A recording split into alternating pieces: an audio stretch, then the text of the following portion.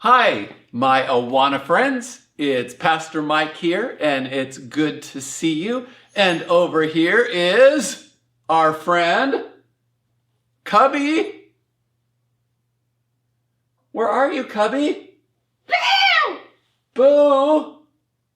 How are you today? I was trying to scare you. I knew you were coming, so we weren't scared. I didn't even surprise you. You didn't even surprise me. Not even a little bit. I don't know. Maybe you have a surprise for me. Oh, I do. Okay. Well, go get it. Okay. All right. Be right back. All right. While Cubby is getting his surprise, we're going to say the motto. So, are you ready to say it back on here? Starting back here. Construction zone. Building upon the solid rock of Jesus. Caution. Transformation in progress. Danger. Don't stray from God's path. Sins are forgiven through Christ. Notice, building up one another in love. Stop. Give thanks for the cornerstone. Safety gear required. The full armor of God. And watch for moving equipment. Faith can move mountains. Well, where's Cubby's surprise? Ow. Ow. Ow. Ow. Ow. Where is everyone? Oh, Cubby. Where are you? Oh, there. Look at you. You're festive, aren't you? Ho! Merry Christmas! Well, I think you're more an elf than Santa Claus. I'm his helper. You're his helper. Well, since you are festive, I think I should be festive too. Look at. What do you think? Do we match? Well, we're sort of both elves, but you have the top half and I have the bottom half. Hey, boy. Yeah. So last week, Cubby, in our story, we were learning about Abraham, and he had some visitors. And those 3 visitors Angels! were angels. You got it. And they told Abraham and his wife Sarah that they were going to have a baby a year from now. A baby boy. Well, the story John! No, Isaac. Oh. All right. Laughter. Yeah. And so the story continues because those angels were there on a mission from God. What kind of mission? Well, they weren't sure if they should tell Abraham what they were going to do or not. What were they going to do? Well, they came to check out some things.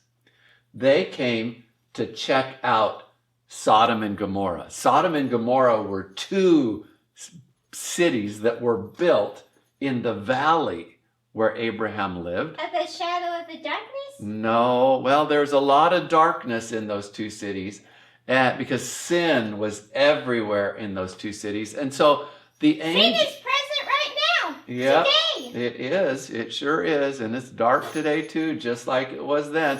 And so the angels were going to go to Sodom and Gomorrah and check it out to see if it was as bad as what God had heard about. Okay? And was it? Well, first of all, they thought, should we let Abraham know? And so they sort of looked over and they decided that they were going to let him know what was going on. What was going on? Well, that they were going to check out to see how bad the sin was. And so the men turned away and went toward Sodom, but Abraham remained standing before the Lord. And Abraham approached the Lord, and he said to... Was he on his knees? I don't know, it doesn't say that, but it says, he asked the Lord a question. Will you sweep away the righteous with the wicked? And then he asked another question. What if there are 50 righteous people in the city. Will you really sweep it away and not spare the place for the sake of those 50 righteous people in it?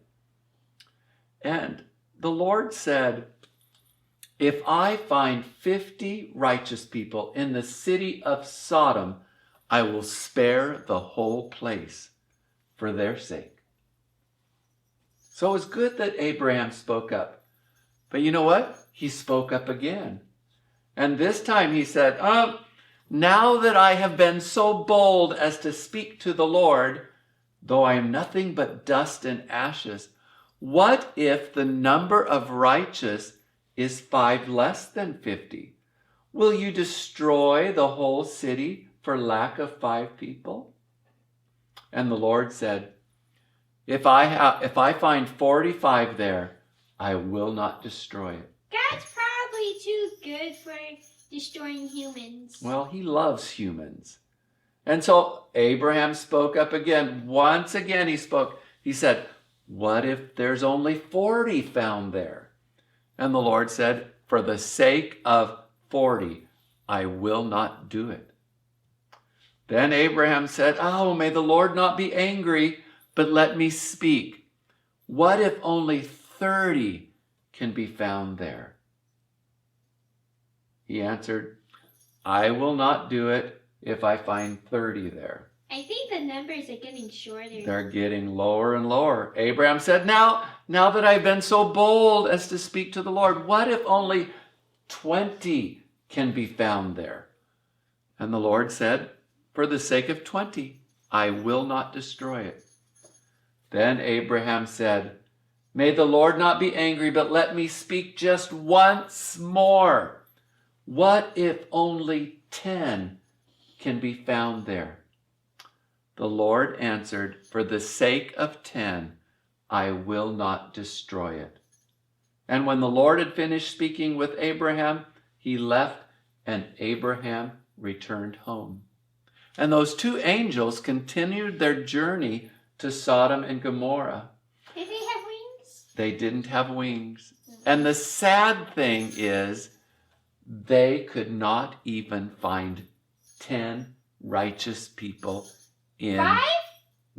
I don't know, but it was less than 10. And so, but they did find Lot, who was Abraham's nephew, and Lot's family. And so the angels told them to flee. And Where? so just to go, leave the country. And so they went running in the wilderness there. And without direction? well, they just ran towards the mountains. And they eventually got to another city because it was a long run. And as they were running, the angels told them, whatever you do, don't look back. Don't look back at Sodom and Gomorrah. Just keep running, keeping going that direction. Don't look back. And so they ran and they got to the city, and then fire came down from the heavens and destroyed Sodom and Gomorrah and everybody that was in it because of the sin that was in it, because it was such a dark city. But that's not God's desire. God's desire is to save. And that's what we're here. It sort of reminds me what Christmas is all about. Our world is dark. There's a lot of sin in our world today. Well, looking outside right now, it is dark. It is dark out there, but this isn't that kind of darkness. This is just the darkness that sin does in our world. And that's why God the Father sent Jesus as a baby into this dark world. Well, to die. To be a light. Jesus came to be a light. And that to die. His light, yes, his light would shine in the darkness. And Jesus did shine. People saw a difference in Jesus. And you're right, Cubby. God sent Jesus to come, to show us how to live, to teach us, and also to die on the cross for us, and to be rose again on the 3rd day. The birth of Jesus is just the beginning of it all. And that's why we're celebrating. So, we need to be a light in this dark world. We need to tell people about Jesus. Go tell it on the mountain, You are over the hills and everywhere. You are right. Just like Cubby said, go tell it. Go tell it all about Jesus, his birth, his death, his resurrection, the desire that he has to save us. How about his burial? From the sin in this world, in our lives. And so, hey, we have a reason to celebrate, don't we? What? Because of Jesus and his birth. So, hey, a big heads up to Connor and Katie, because last week we challenged everybody to record themselves singing Jingle Bells and then laughing. And Connor and Katie did that. Good job! And you know what? The sad thing is, they were the only ones that did it. Did they get any bonuses for being the only? They got Awana bucks. You betcha. I have it in my book. I'm writing them down. I'm keeping record. And so this week's challenge for you is cookies. Well, you could make cookies because Pastor Mike likes Christmas cookies. But my idea is take a picture of you wearing a Christmas hat. Okay? Whatever. And if you don't have one, you can make one. But send me a picture of you in your Christmas hat and you will get some Awana bucks. Oh, what about an activity set? Well, that might come later. Okay? How much later? I don't know. We still have a couple weeks before Christmas. So, with that, we say goodbye. Bye! We love you. Merry Christmas!